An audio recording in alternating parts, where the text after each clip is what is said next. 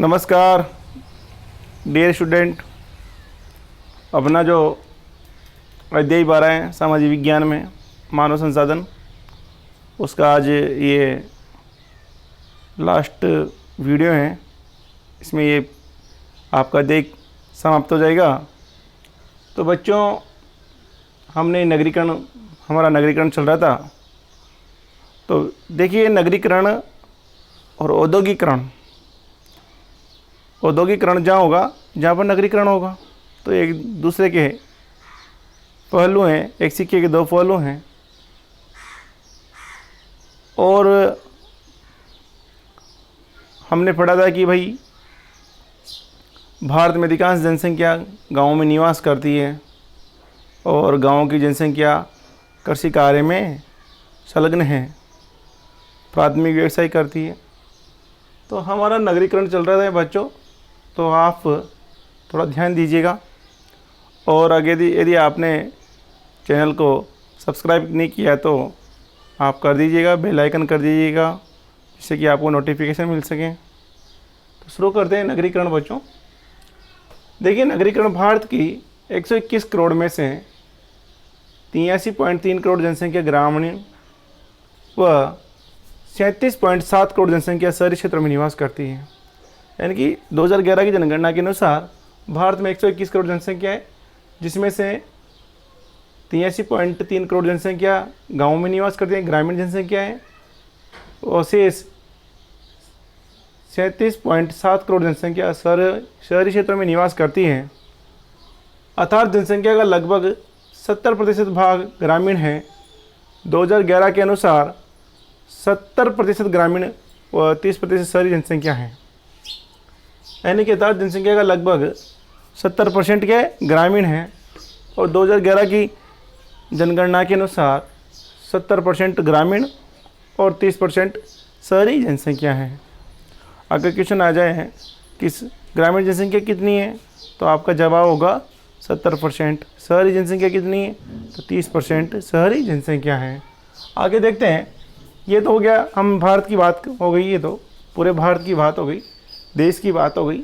आगे देखते हैं। राजस्थान की कुल जनसंख्या का 75.13% भाग व शेष 24.87% भाग शहरी क्षेत्रों में निवास करता है। अगर राजस्थान की कुल जनसंख्या का 75.13% भाग तो ग्रामीण में, शेष 24.87% भाग शहरी क्षेत्रों में निवास करता है। हालांकि शहरीकरण की प्रवृत्ति तेज़ी से बढ़ रही है, परंतु आज भी राजस्थान की 3/4 जनसंख्या ग्रामीण क्षेत्रों में निवास करती है तथा कृषि उनका प्रमुख व्यवसाय है। अगर यदि हम राजस्थान की बात करें बच्चों, तो राजस्थान की 75.13% जनसंख्या तो गाँव में निवास करती है, शेष 24.87% जनसंख्या का भाग शहरी क्षेत्रों में निवास करता है। हालांकि शहरीकरण की प्रवृत्ति तेज़ी से बढ़ रही है, परंतु राजस्थान की आज भी 3/4 जनसंख्या गांव में निवास करती है और वो कृषि कार्य में संलग्न है कि उनका प्राथमिक जो उनका व्यवसाय कृषि है। आगे अब देखिए, ये तो हो गया आपका नगरीकरण। भाई 70% जनसंख्या, देश की 70% जनसंख्या गाँव में निवास करती है, 30% जनसंख्या शहरों में निवास करती है। राजस्थान की बात करें, लगभग 75% जनसंख्या इसमें गांव में निवास करती है और 24% जनसंख्या शहरों में निवास करती है। अब देखिए, राजस्थान की जनसंख्या नीति, देखें जनसंख्या नीति सरकार के द्वारा बढ़ती जनसंख्या को रोकने के लिए सन 2000 में जनसंख्या नीति बनाई गई है और उसके तहत निम्न प्रावधान किए हैं बच्चों। तो देखिए, राष्ट्रीय जनसंख्या नीति 2000 में 14 वर्ष से कम आयु के बच्चों को निःशुल्क शिक्षा प्रदान करके, राष्ट्रीय जनसंख्या नीति 2000 में 14 वर्ष से कम आयु के बच्चों को निःशुल्क शिक्षा प्रदान करके शिशु मृत्यु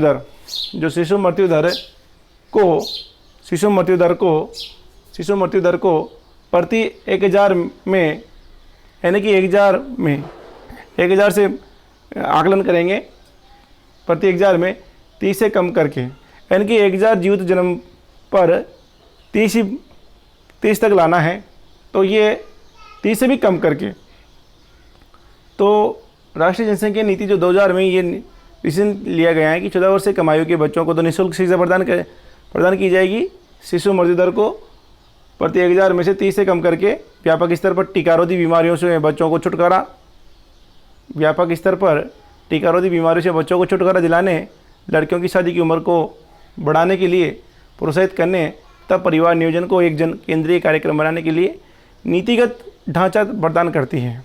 अब देखिए बच्चों, जो जनसंख्या नीति 2000 बनी गई, उसमें एक तो सबसे पहले प्रावधान किया गया कि निःशुल्क शिक्षा नीति लागू हो, 14 वर्ष के हर बच्चे को शिक्षा मिले। दूसरा है शिशु मृत्यु दर को 30 से कम लाना, लेकिन 1000 जीवित जन्म पर 30 से भी कम लाना। दूसरा है व्यापक स्तर पर जो टीका लगाना बच्चों को, जिससे कि जो और भी बीमारियाँ हैं उनसे बचाव के लिए, और लड़कियों की शादी की उम्र को बढ़ाने के लिए प्रोत्साहित करना, तथा परिवार नियोजन को एक जन केंद्रीय कार्यक्रम बनाना, जिससे कि जनसंख्या न बढ़ सके, कि नीतिगत ढांचा प्रदान करती है। तो ये सारा सिस्टम को ये जो जनसंख्या नीति 2000 ये इसको एक स्ट्रक्चर प्रदान करती है। अब आगे देखते हैं परिवार के आकार को सीमित रखकर।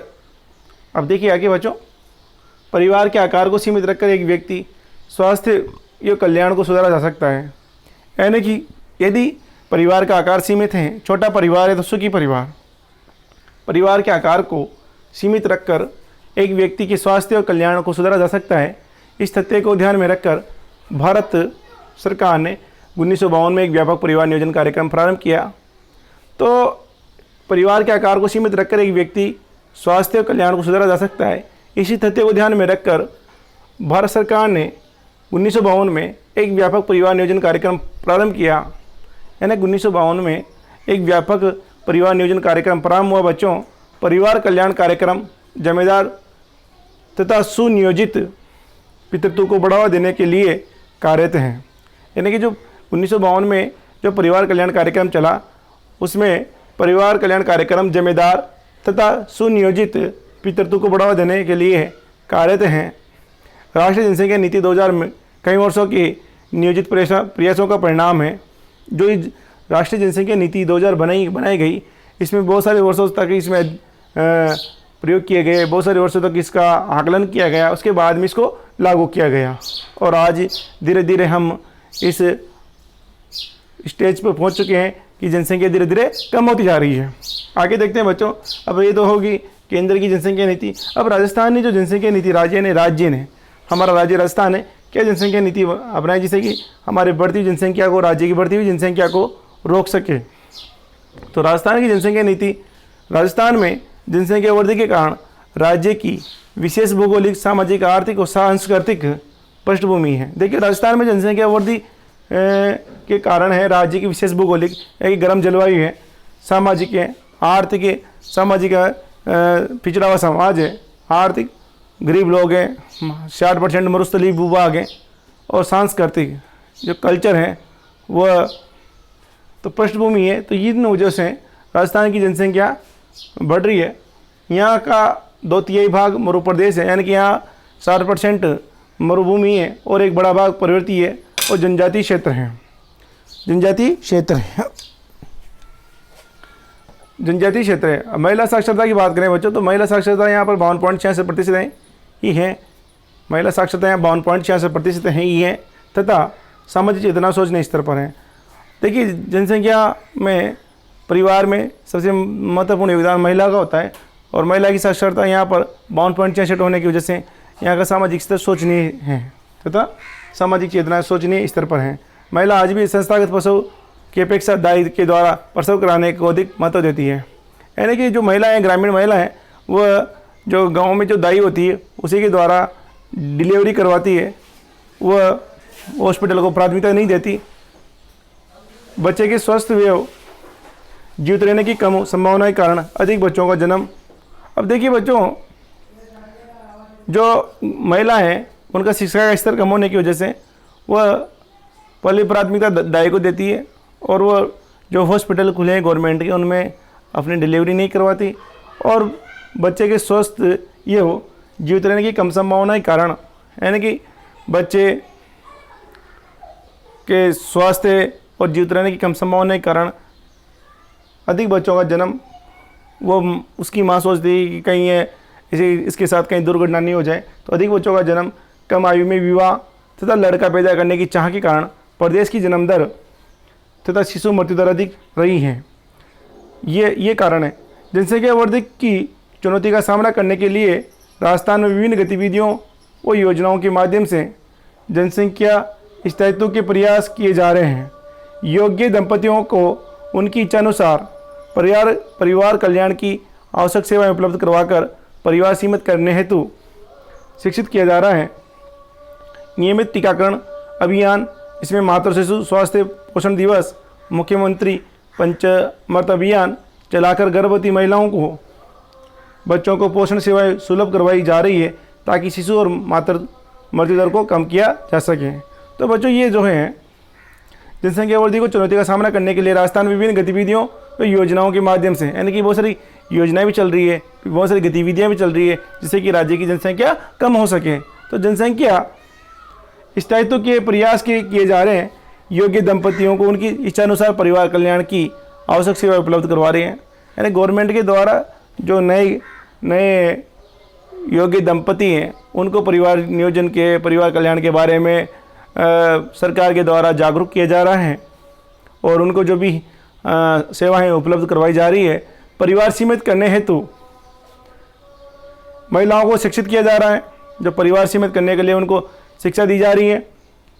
नियमित टीकाकरण अभियान, जो नियमित टीकाकरण अभियान है माता के और उसके बच्चे के नियमित टीकाकरण अभियान है मातृ शिशु स्वास्थ्य पोषण दिवस और मुख्यमंत्री पंचामृत अभियान, ये चलाकर गर्भवती महिलाओं को और बच्चों को पोषण सेवा सुलभ करवाई जा रही है ताकि शिशु और मातृ मृत्यु दर को कम किया जा सके। तो ये अभियान चलाकर शिशु मृत्यु दर और मातृ मृत्यु दर को कम करने के लिए ये सारे राजस्थान सरकार के द्वारा योजनाएं चलाई जा रही है।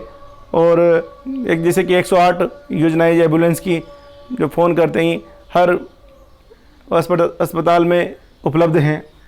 जनमंगल योजनाओं के माध्यम से गांव-गांव में जन जागृति के प्रयास किए जा रहे हैं। देखिए, जनमंगल जो योजनाओं के माध्यम से गांव-गांव में जो नव दंपति है उनको जोड़ा जा रहा है, उनको जागरूक किया जा रहा है, उनको शिक्षित किया जा रहा है, उनको परिवार नियोजन के बारे में बताया जा रहा है कि कैसे परिवार नियोजन किया जा सके, किस परिवार को आगे बढ़ाया जा सके। तो इन चीज़ों को मद्देनज़र रखते हुए राजस्थान सरकार ने ये नीति बनाई है, जनसंख्या नीति, और इससे धीरे धीरे लाभ भी हो रहा है। तो बच्चों, ये आपका मानव संसाधन वाला चैप्टर पूरा समाप्त हो चुका है आज। अगले चैप्टर में हम देखेंगे परिवहन। और बच्चों, पढ़ाई किया करो, बिना पढ़ाई कुछ भी नहीं है, जो भी है पढ़ाई है सब कुछ दुनिया में, और आप पढ़ोगे तो आगे बढ़ोगे बच्चों। ओके, धन्यवाद।